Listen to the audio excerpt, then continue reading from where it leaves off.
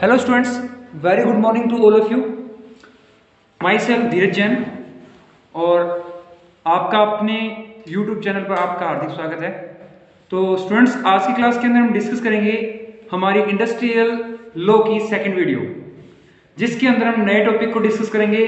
Previous class के अंदर हमने डिस्कस किया था इंडस्ट्रियल लॉ किन किन पे एप्लीकेबल होता है। इंडस्ट्रियल लॉ के अंदर इंडस्ट्री का क्या मतलब है, इंडिया में इंडस्ट्रियल लॉ कब आया था और 1881 में आया था, हमने डिस्कस किया था। उसके बाद आया था 1932 को, उसके बाद 1948 को, फिर 1956 को, फिर 1987 को। धीरे धीरे अमेंडमेंट होते रहे और इंडस्ट्री का एक न्यू फॉर्मेशन हो गया, क्योंकि जैसे जैसे हमें जरूरत पड़ी हमने इंडस्ट्री के अंदर चेंज करते रहे थे। हम इंडस्ट्री एक्ट में भी चेंज करते रहे थे।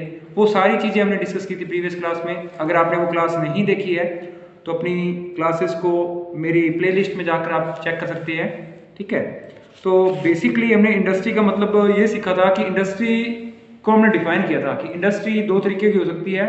अगर इंडस्ट्री में पावर यूज हो रही है तो वहाँ कम से कम अगर 10 श्रमिक काम करते हैं, 10 बंदे काम भी कर रहे हैं, तो वहाँ हमारा इंडस्ट्री लॉ लग जाता है। लेकिन अगर मान लो किसी ऐसे संस्थान में जहाँ इंडस्ट्री के अंदर पावर का यूज नहीं हो रहा, हाथ से काम हो रहा है, लेबर वर्क कर रही है, देन इस केस के अंदर 20 कर्मचारी कम से कम होने पर वहाँ कारखाना अधिनियम लागू होता है। इसके अलावा हमने कुछ पढ़ी थी बातें कि कारखाना अधिनियम स्टार्ट कब से हुआ था, वो भी किया था। तो बेसिकली 12 अगस्त से ये अस्तित्व में नहीं आया था, जबकि अस्तित्व में आया था 26 जनवरी 1948 के आसपास ये अस्तित्व में आया था। 1949 1 अप्रैल 1949 के आसपास ये पूरा लागू हो गया था। फिर हमने बात की थी कि इसके अंदर हमने कौन कौन से संस्थान छोड़े जहां पर हमारा कारखाना, वो कारखाने में काउंट नहीं होते है, कारखाने लेकिन कारखाने में काउंट नहीं होते। नंबर 1 रेल की चलानमान इकाई, नंबर 2 सेना की शक्तिमान इकाई या चलायमान इकाई, वो भी कह सकते हो। तीसरा आप कह सकते हो कि जहां पर खाने अधिनियम लग रहा है, खान अधिनियम लग रहा है 1952, वहां नहीं लगेगा। चौथा हम बात करें होटल, रेस्टोरेंट और खाने पीने के सामान पर भी इंडस्ट्री लॉ एप्लीकेबल नहीं होगा। और लास्ट अगर हम बात करें तो इलेक्ट्रॉनिक डाटा प्रोसेसिंग यूनिट यानी ईडीपीयू में भी एप्लीकेबल नहीं होगा। तो ये 5 चीजें हैं जहां पर हमारा एक्ट पूरी तरीके से लागू नहीं होगा। अब बेसिकली हम बात करें तो कारखाने की कुछ विशेषताएं हैं वो बता देते हैं। तो सबसे पहले कारखाना की एक बाउंड्री लाइन होनी चाहिए, ठीक है। किसी बाउंड्री लाइन है तो उसे हम कारखाना बोलेंगे। जिसमें बाउंड्री लाइन है मतलब फिक्स एरिया है, वहां वो वर्क कर रहा है। फिर हम बात करें वहां कारखाने में प्रोडक्शन होना बहुत जरूरी है। अगर कारखाने में प्रोडक्शन नहीं होता तो फिर हम उसको कारखाना नहीं कह सकते। सेकंड बात कि there must be a production, वहां कारखाने में उत्पादन होना बहुत जरूरी है। थर्ड हम स्टूडेंट बात करें तो नंबर ऑफ पर्सन की बात करें, अगर पावर यूज हो रही है तो 10, नहीं हो रही तो 20। ये मोस्टली अपने को ध्यान रखना है कि 10 जने अगर काम कर रहे हैं पावर में और 20 जने बिना पावर के काम कर रहे हैं तो वो हमारा कारखाना हो जाएगा।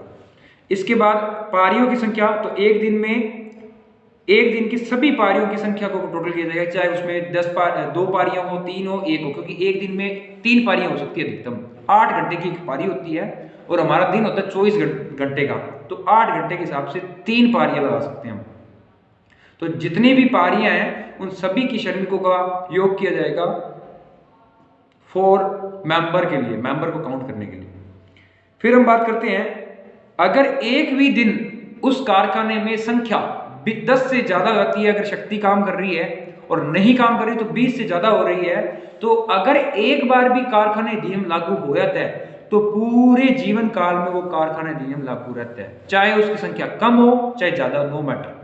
एक बार भी अगर उसकी संख्या उस लिमिट को क्रॉस कर जाती है 10 या 20 को, 10 शक्ति के केस में और 20 शक्ति विहीन के केस में, तो वहां पर पूरी तरीके से लागू हो जाएगा।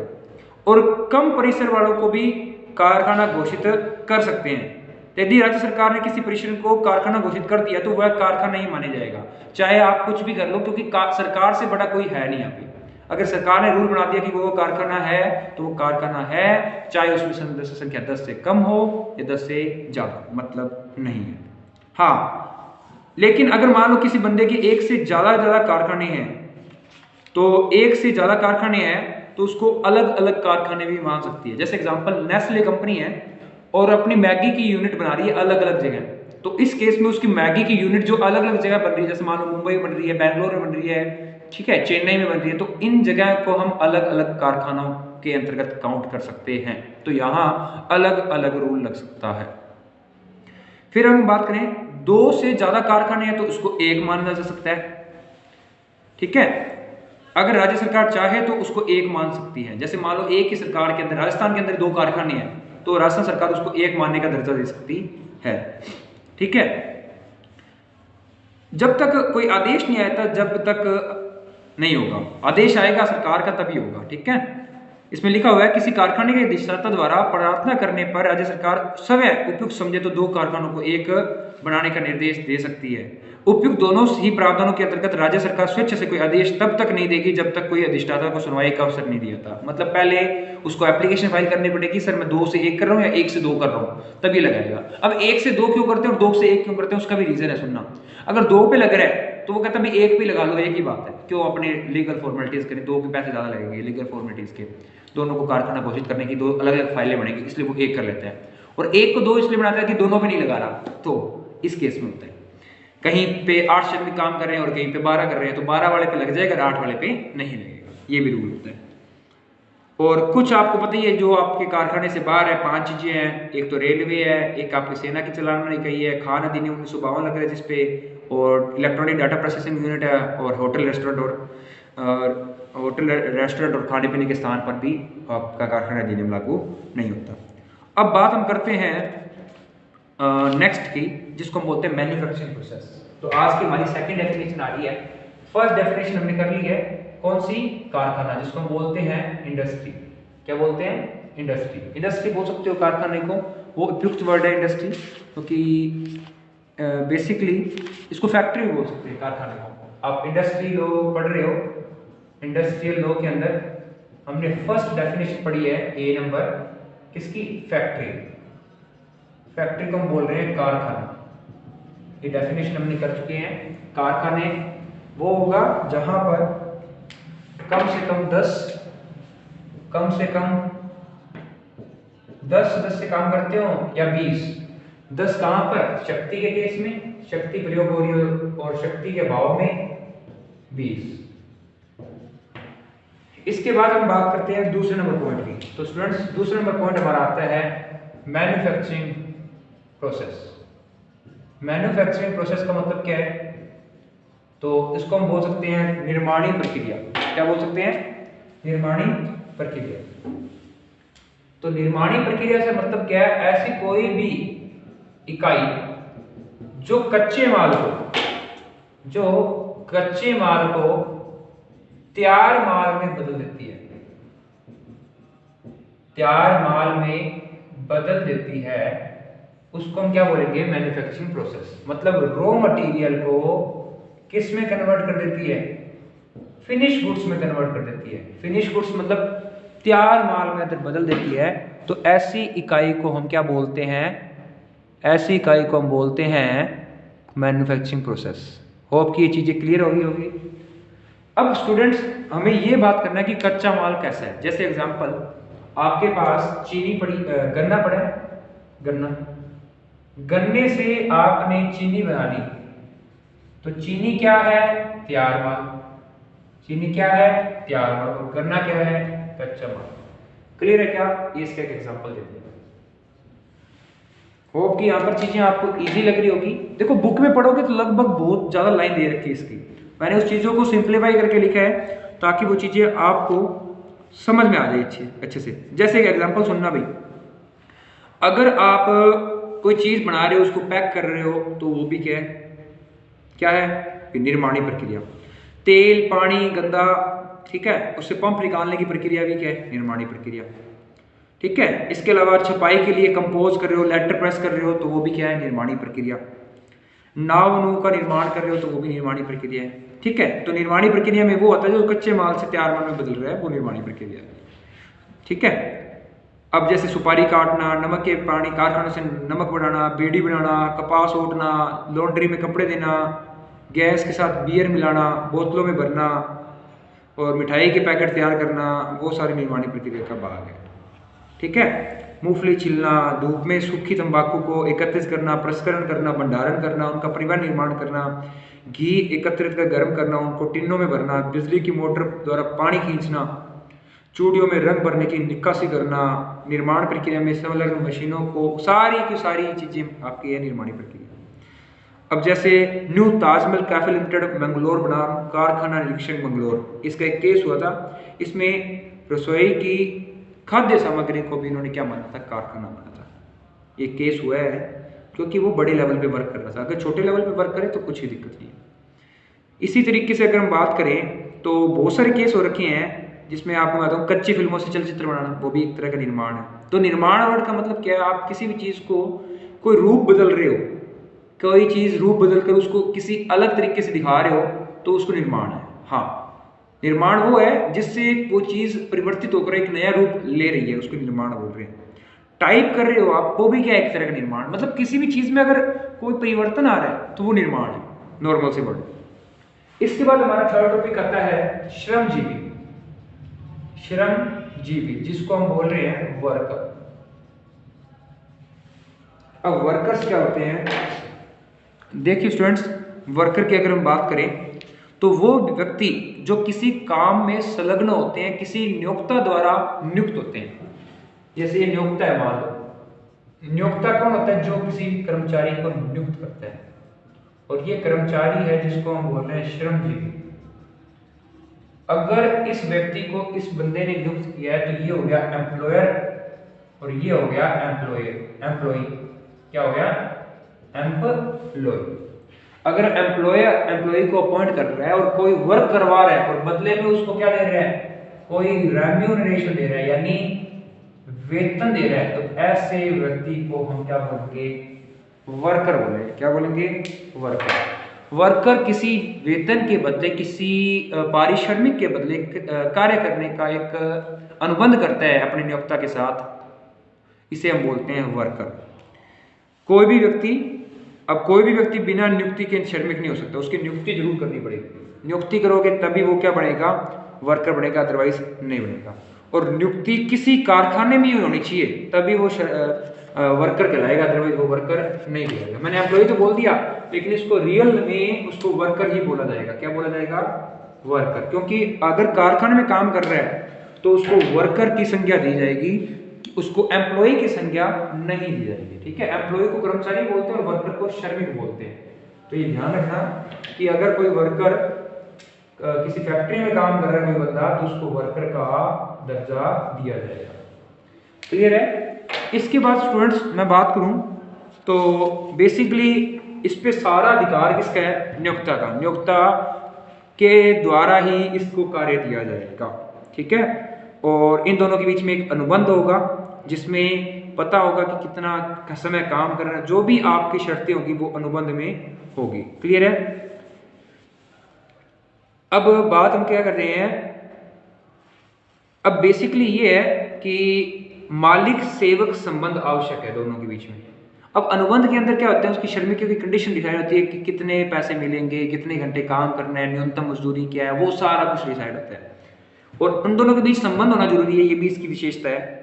हाँ, नियोक्ता की जानकारी आवश्यक नहीं। हाँ, ये नहीं जरूरत की नियोक्ता कौन कर रहा है। ठीक है, उसमें ये है कि जो जानकारी महत्व नहीं है कि श्रमिक की नियुक्ति सेवा योजक की जानकारी होने या नहीं होने का कोई मतलब नहीं रखता। मतलब क्या है कि अगर नियुक्ति हो गई तो उसके मालिक को पता लगे या नहीं लगे वो उसका मतलब नहीं है, नियोक्ता ने नियुक्त कर लिया ना, बस दैट इज इम्पोर्टेंट। फिर हम बात करते हैं पारिश्रमिक भी एक निश्चित होना चाहिए कि जो भी पारिश्रमिक है। अब देखो, श्रमिक के अंदर भी एक ऐसे श्रमिक आते हैं जो प्रशिक्षु के रूप में कार्य करते हैं, जिसको एप्रेंटाइज बोलते हैं। क्या बोलते हैं, एप्रेंटाइज, प्रशिक्षु। अब एप्रेंटाइज कौन से होते हैं स्टूडेंट्स, देखना भी। एप्रेंटाइज की अगर बात करें तो वे जो कुछ ना कुछ खर्चा पानी लेकर कार्य करते हैं, नॉर्मल वर्ड में बोलूं। जैसे एक लोहार के पास कोई बच्चा या कोई व्यक्ति काम सीख रहा है तो वो अप्रेंटिस है। एक टेलर के पास कोई बच्चा बैठा हुआ वो काम सीख रहा है, बंदा काम सीख रहा है, तो वो काम सीख रहा है, उस दौरान वो काम नहीं कर रहा, काम के सीखने की कला सीख रहा है, तो उसको बोलेंगे प्रशिक्षु। तो इस दशा में उसको कुछ ना कुछ आने या जाने के लिए वेतन कुछ ना कुछ अमाउंट दी जाती है, उसे हम क्या बोलते हैं, स्टाइपेंड बोलते हैं, स्टाइपेंड।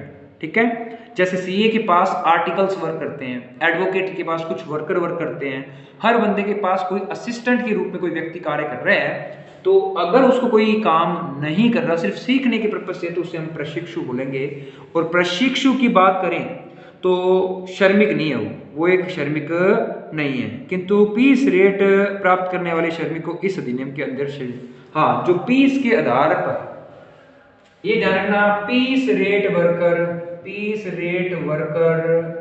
वर्कर नहीं होते, वो वर्कर की डेफिनेशन में काउंट नहीं होते। मोस्ट इंपोर्टेंट, ठीक है, ये ध्यान रखना कि पीस रेट